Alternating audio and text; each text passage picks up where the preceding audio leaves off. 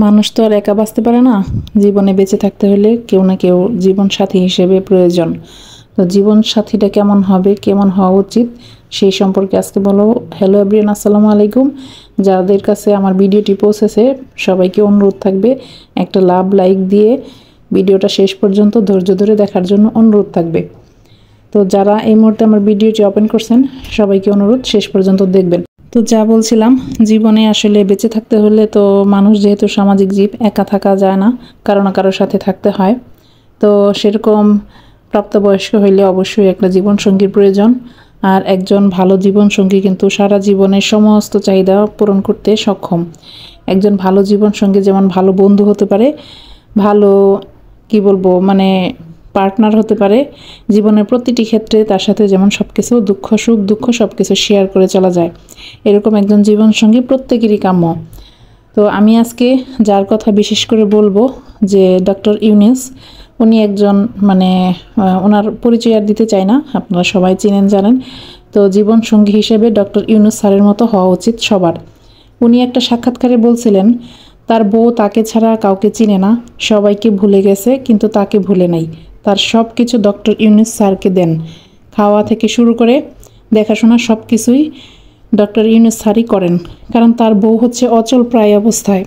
তবুও তিনি বলছিলেন যে সে আমার কাছে একটা বাচ্চার মতো, সে এখনও অভিমান করে, আমাকে ছাড়া কিছু খায় না, ঘুমায় না, আমাকে না পেলে কিছু করতে চায় না, আমার কাছে সে এখনও আগের মতোই কিশোরী। তিনি আরও বলেন, আমি তাকে ছাড়া থাকতে পারি না, তাকে রেখে দূরে যেতে পারি না, সে আমাকে ছাড়া থাকতে পারে না, সে আমার অনেক কাছের অনেক কিছু।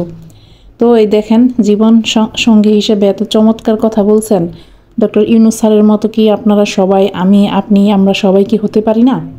তাহলে কিন্তু আমাদের জীবনে কোনো হতাশা দুঃখ কিছুই থাকে না। কারণ আপনার পাশের মানুষটি যদি আপনার বেস্ট ফ্রেন্ড হয়ে যায় তাহলে আপনি আর কেন হতাশায় থাকবেন?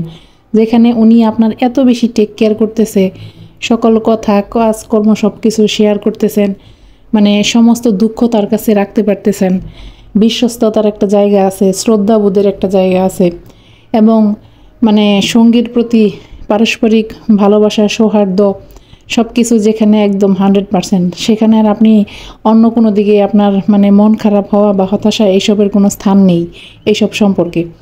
আর পিছু টান বলে কিছু থাকে না। যদি আপনার পাশের মানুষটি, আপনার জীবনসঙ্গী যদি পরিপূর্ণভাবে আপনার কেয়ার করে, পরিপূর্ণভাবে যদি আপনার সমস্ত চাহিদা মেটায়, তাহলে আপনার আর কোনো পিছু টান থাকে না।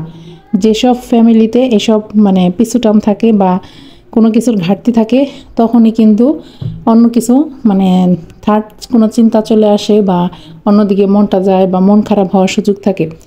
ডক্টর ইউনুস স্যারের মতো এত বড় মাপের একজন মানুষ, এত বড় মনের একজন মানুষ, যদি সে তার ওয়াইফের এত কিছু সেবা যত্ন করতে পারে, এখন সে সম্প্রতি দেশ পরিচালনায় চলে আসছে, তো আমরা সাধারণ মানুষ যারা আছি আমরাও তো পারি তার মতো চেষ্টা করতে।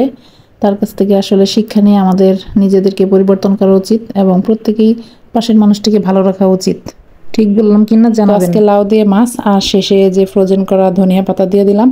তো আমার ভিডিওটি যারা শেষ পর্যন্ত ধৈর্য ধরে দেখলেন সবাইকে অসংখ্য ধন্যবাদ। আর কথা বলার অনেক কিছু বলে ফেলছি, আসলে ভুল ত্রুটি হলে ক্ষমা সুন্দর দৃষ্টিতে দেখবেন।